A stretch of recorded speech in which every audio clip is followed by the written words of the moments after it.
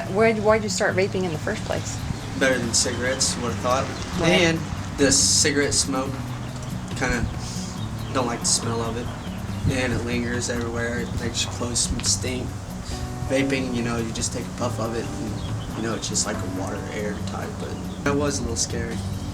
Couldn't sleep, hot, heart was just changing beat rates, and I was sweating. The stuff I was reading online, kind of, when I was looking on my phone when it was happening, kind of got me really worried. So then I went into my grandma's room and kind of said, hey, I'm not feeling too good, and then she got real worried, and that's when I went to the hospital. Some vaping is advertised as containing no nicotine, but we've discovered that they actually do contain nicotine. They also contain a form of gas. Some of it is benzene, some of it is diacetyl, and that's for flavoring. And these are all chemicals that have a long-acting effect on the person's body. Their lungs can cause them to pop a lung, and they can't breathe. Causes all kinds of palpitations, nausea, vomiting, diarrhea. Sometimes it begins with nausea, vomiting, diarrhea, so the person just thinks they got the flu. When actually, in actuality, they're having a reaction to the vaping and the chemicals that are in it. It doesn't have to be approved by the FDA. It doesn't even have to be examined by the FDA, which requires that contents be listed, so that's not a requirement that has to be met. So the person that's vaping doesn't have to be informed of what they're actually vaping. She told me several times to stop. I'm not gonna lie. I should have. She told me to stop. And then he came to me one night. His side was hurting, and he change of heart rate. Yeah, his heart was beating Sweating. a little louder. So I finally took him to the emergency room because I got scared also because I knew he had been vaping. And so we got to the emergency room, and Cheryl was our nurse, and she told us that there were things being laced, and explained to him that it wasn't good for him. And so he basically learned a lesson that night, and I'm hoping he's quit since then. Because it's way different than like cigarettes are bad for you, but then vapes are just way worse. They're 10 times worse.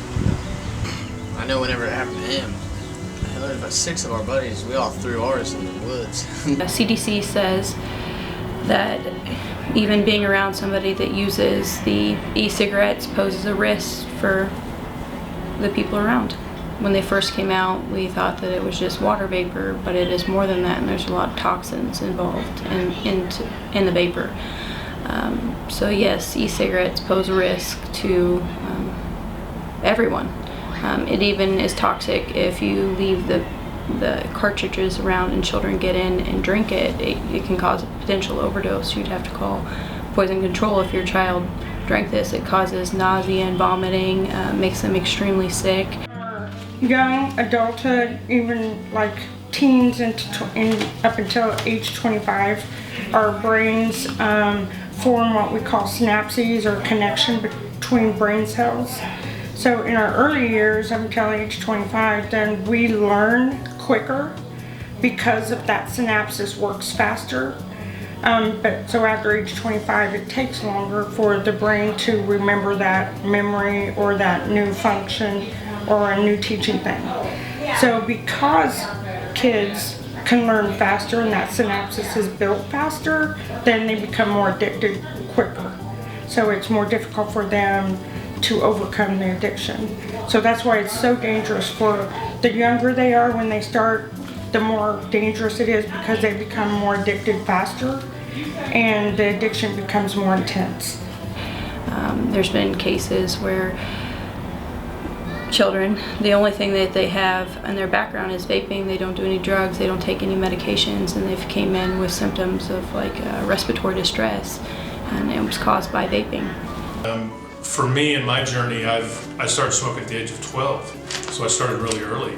And then over my lifetime, I've quit 3 different times, and it's been one of the hardest experiences I've ever had.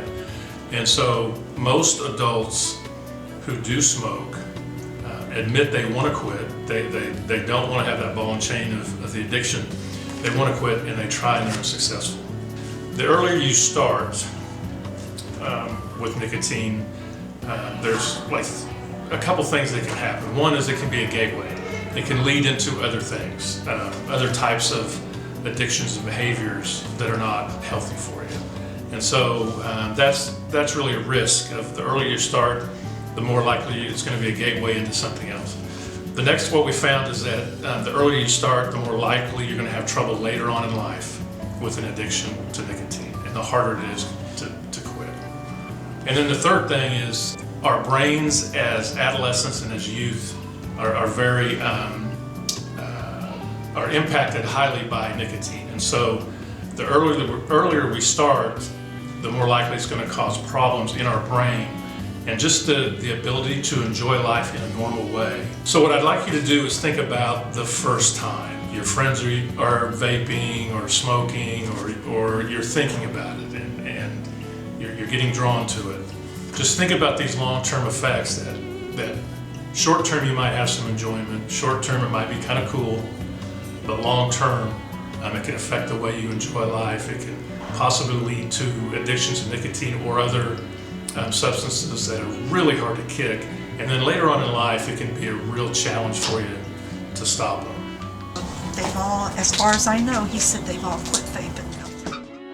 I love my grandkids more than anything. It makes me very happy. Yeah, give her a little smooch. A little.